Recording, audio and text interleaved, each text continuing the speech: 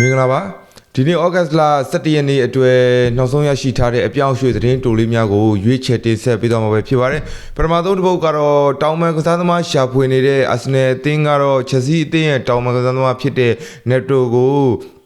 ခေါ်ယူဖို့အတွက်စိတ်ဝင်စားနေတဲ့ဆိုပြီးတော့သတင်းတွေမှာထွက်ပေါ်လာခဲ့တယ်ပေါ့နော်ဆိုတော့ချက်စီအသင်းကတော့သူတို့ရဲ့တောင်မန်ကစားသမားအတွက်ပေါင်တန်း80လိုချင်နေပြီးတော့အာဆင်နယ်အသင်းကကျွန်တော်တို့ net to ရဲ့ကျွန်တော်နီးစပ်သူတွေထံဆက်သွယ်ပြီးတော့စိတ်ဝင်စားမှုတချို့ပြသခဲ့တယ်ဆိုပြီးတော့လည်းဖော်ပြထားပါတယ်သို့ပေမဲ့လက်ရှိအချိန်မှာတော့ net to ကတော့အာဆင်နယ်ဦးစားပေးကစားသမားမဟုတ်သေးပဲတခြားကစားသမားတွေကိုလည်း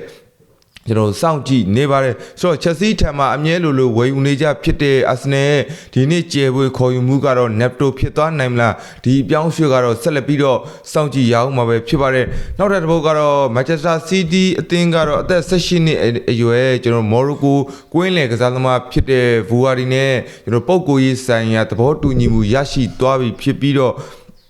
ကစားသမားဘက်မှာကျွန်တော်အေဂျင့်များနဲ့တွေ့ဆုံဆွေးနွေးပြီးတဲ့နောက်မှာကျွန်တော်မန်စီးတီးထံပြောင်းရွှေ့ဖို့မီးစိမ်းပြထားခဲ့တာဖြစ်ပြီးကျွန်တော်စာချုပ်လဲကျွန်တော်တို့အဆင်သင့်ဖြစ်နေပြီလို့သိရပါတယ်ဆိုတော့လက်ရှိမှာကျွန်တော်တို့မန်စီးတီးအသင်းကပြည်သစ်ကလပ်လိုင်းလီအသင်းနဲ့ကျွန်တော်တို့အပြောင်းရွှေ့သဘောတူညီမှုရရှိနိုင်ဖို့နောက်တစ်ဆင့်ဆွေးနွေးမှုတွေဆက်လက်လှုပ်ဆောင်သွားမှာပဲဖြစ်ပါတယ်ဘူအာရီရဲ့ဆန္ဒကတော့ကျွန်တော်မူလကစီစဉ်ထားသလို2029ကျွန်တော်နွေရာသီအထိစောင့်မနေပဲယခုရာသီကလေးကမန်စီးတီးအသင်းနဲ့ပူးပေါင်းကျင်တာဖြစ်တယ်လို့သိရပါတယ်ဆိုတော့မန်စီးတီးအသင်းကတော့လိုင်လီနဲ့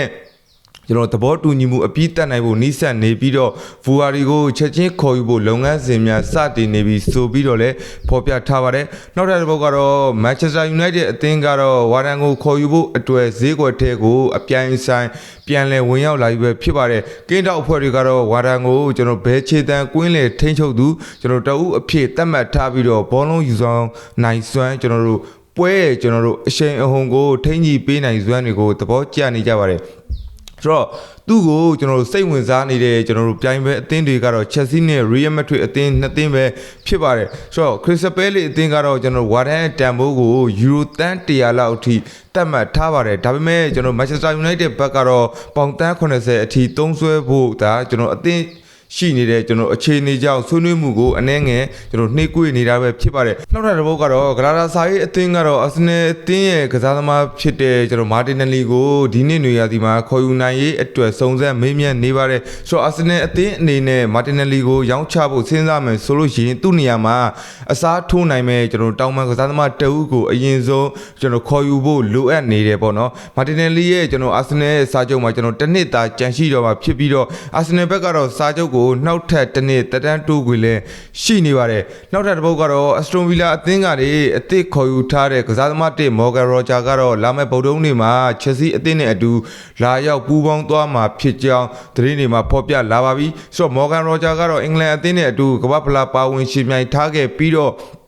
FIFA ဘက်ကသတ်မှတ်ထားတဲ့စီးမြင့်အတိုင်းအနားယူတဲ့ရက်3ဘတ်ပြည့်သွားပြီဖြစ်တာကြောင့်အသင်းနဲ့ပြန်လည်ပူးပေါင်းခြင်းပြည့်သွားပြီပဲဖြစ်ပါတယ်။ဒါကြောင့်ကျွန်တော်တို့လာမယ့်ဗုဒ္ဓဟူးနေ့မှာကျွန်တော် Chelsea အသင်းထံလာရောက်ပူးပေါင်းမှာဖြစ်ပြီးတော့ရာသီမဖွင့်ခင် Real Sociedad အသင်းနဲ့ကစားရဖို့ရှိနေသေးတာကြောင့်ပြင်ဆင်သွားမှာပဲဖြစ်ပါတယ်။နောက်ဆုံးတစ်ပုဒ်ကတော့ Manchester United အသင်းကတော့ဘယ်နောက်ခံနေရအတွက်ခေါ်ယူရန်စဉ်းစားနေသည့်ကျွန်တော်ပြစ်မှတ်များတဲ့တွင်ကျွန်တော် Racing Standard အသင်းအသက်19နှစ်အရွယ်စပိန်ဘယ်နောက်ခံလူကစားသမားဖြစ်တဲ့စာလီနဲ့ပါဝင်နေကြောင်းသိရပါတယ်ဆိုတော့အဆိုပါစပိန်နောက်ခံကစားသမားလေးကတော့စာချုပ်ဖြတ်သိမ်းခြင်းယူရို16တန်းရှိပါတယ်ဆိုတော့ United အသင်းအနေနဲ့ကျွန်တော်တို့ဘယ်နောက်ခံလူနေရအတွက်ရွေးချယ်စရာများကိုဆက်လက်ကျွန်တော်သုံးသပ်နေစေအတွင်းကျွန်တော်စာလီနဲ့ခေါ်ယူရေးကို